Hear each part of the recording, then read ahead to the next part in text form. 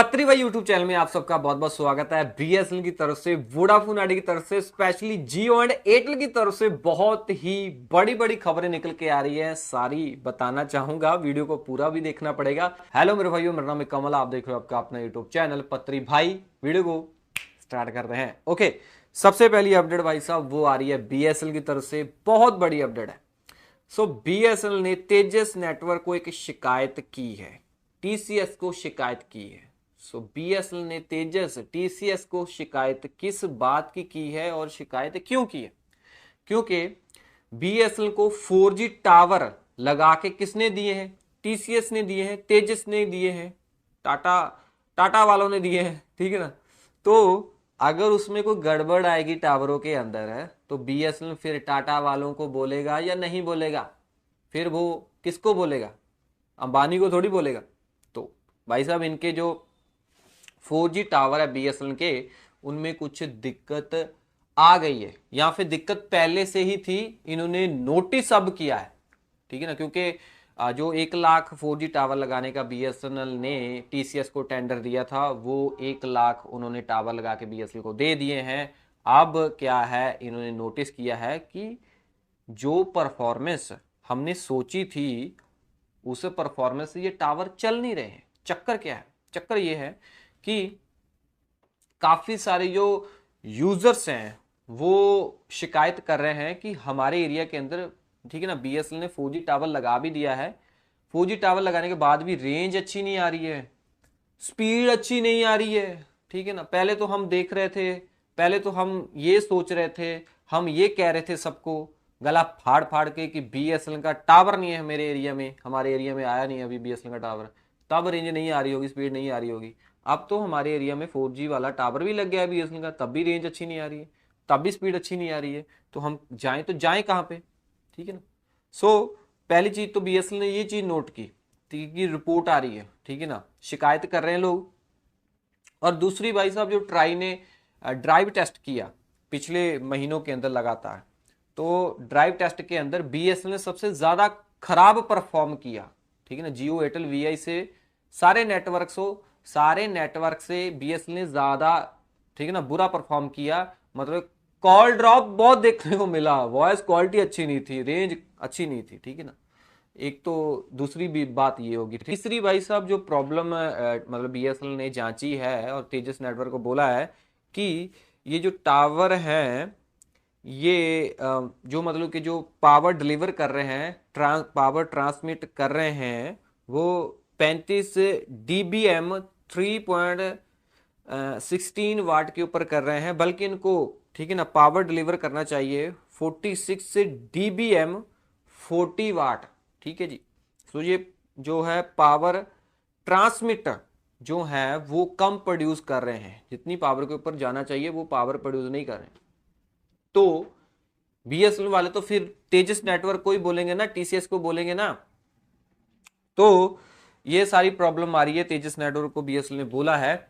और तेजस नेटवर्क ने भी ईमेल वगैरह किया था बीएसएनएल को और बोला था कि हम लगे हुए हैं, ठीक है ना, कुछ सर्कलों के अंदर हमने इस प्रॉब्लम को सॉल्व कर दिया है, कुछ सर्कलों के अंदर इस प्रॉब्लम को सॉल्व करना अभी बाकी है।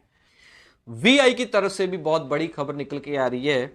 सो ट्विटर यानी कि एक्स के ऊपर इस चर्चा के ऊपर काफी हलचल मची हुई है। काफी सारे यूजर्स जो हैं बीएसएनएल को इस चीज के ऊपर, है ना, क्लैरिटी मांग रहे हैं। किस चीज के ऊपर क्लैरिटी मांग रहे हैं?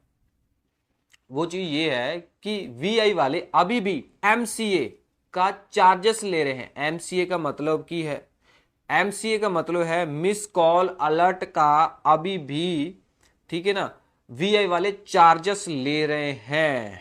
कहने का मतलब ये है कि आपका सिम या फिर फोन बंद हो गया, मान लो सिम नेटवर्क की, सिम में नेटवर्क नहीं आ रही, या फिर आपका फोन बंद हो गया है, स्विच ऑफ हो गया है, तो उसमें क्या है, फिर जब आप नेटवर्क के अंदर आओगे तो कंपनी ना एक अलर्ट भेजती है कि आपको फलाने फलाने बंदे ने इस टाइम के ऊपर फ़ोन किया था, बट आपका जो नंबर बंद था, ठीक है ना, या फ़ोन बंद था, तो आप इसको दोबारा कॉल कीजिए। अलर्ट भेजते थे, कंपनी वाले अलर्ट भेजते हैं।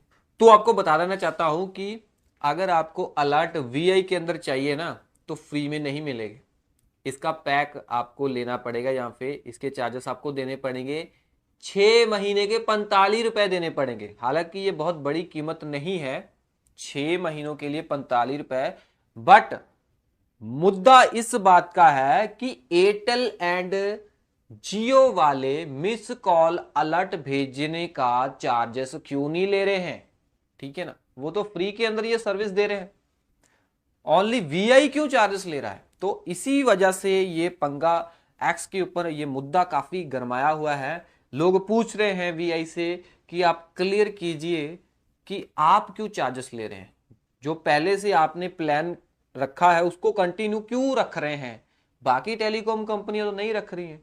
या तो आप हमें क्लियर बताइए कि आपकी क्या मजबूरी है, या फिर इसको भी फ्री कर दीजिए, ठीक है ना। नहीं तो हम चल जाएंगे वहां पे, मतलब कि जियो में चल जाएंगे, एयरटेल में चल जाएंगे, या फिर बीएसएनएल में भी चल जाएंगे। बाकी आपका क्या कहना है इसके बारे में कमेंट के अंदर जो बताना। अगली जो अपडेट आ रही है वो आ रही है एयरटेल की तरफ से एंड जियो की तरफ से। थोड़े दिन पहले जियो ने बीएसएनएल के साथ पार्टनरशिप करने के बाद एक आईसीआर प्लान लॉन्च किया था। सो कुछ इस तरीके से ही जियो एंड एयरटेल ने भी पार्टनरशिप कर ली है। सो पार्टनरशिप इन्होंने कुछ अलग तरीके से की है। इन्होंने अपने नेटवर्क को एक दूसरे के साथ इंटीग्रेट कर लिया है, मतलब कि मिल चुके हैं इनके नेटवर्क। सो नेटवर्क मिलने के बाद हमें क्या फायदा होगा।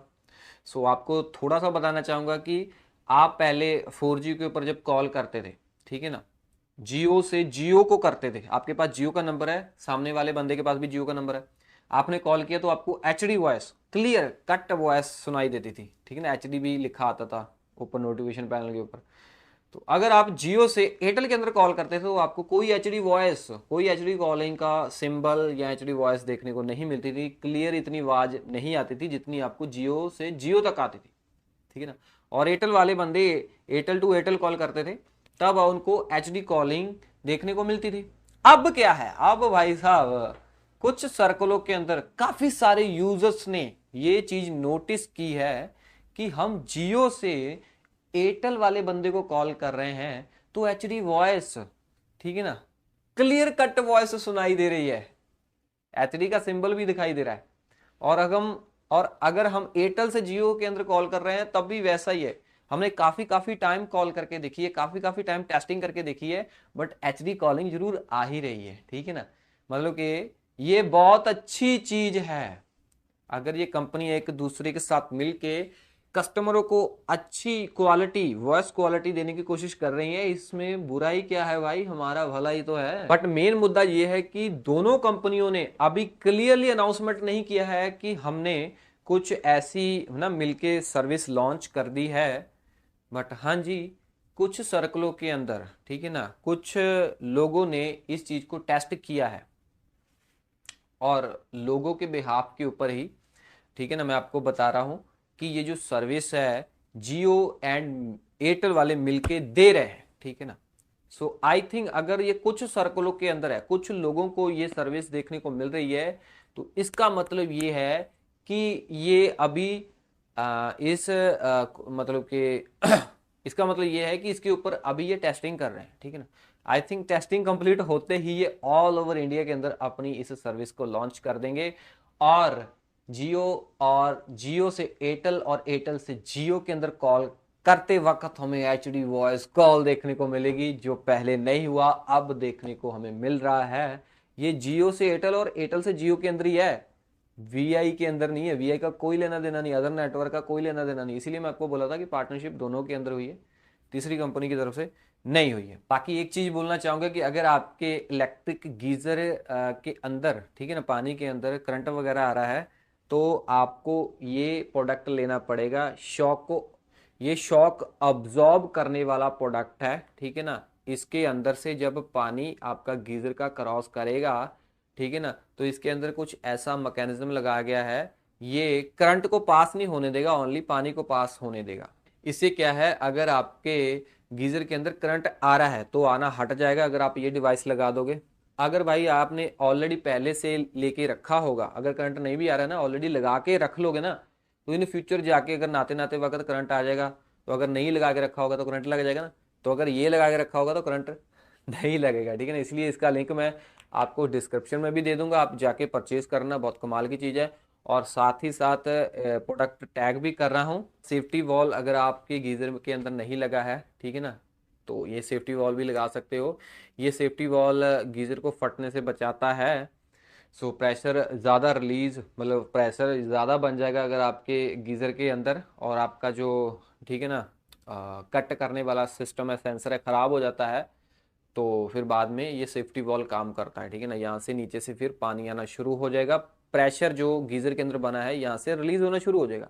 अगर सेफ्टी वॉल नहीं लगा होगा तो गीज़र के फटने के चांसेस हैं, और गीज़र का पानी जो है आपके वापस टंकी में जाएगा गर्म, ठीक है ना, वो गर्म होता रहेगा अगर आप नहीं ध्यान देते हो कि गीज़र मेरा चल रहा है, ठीक है ना।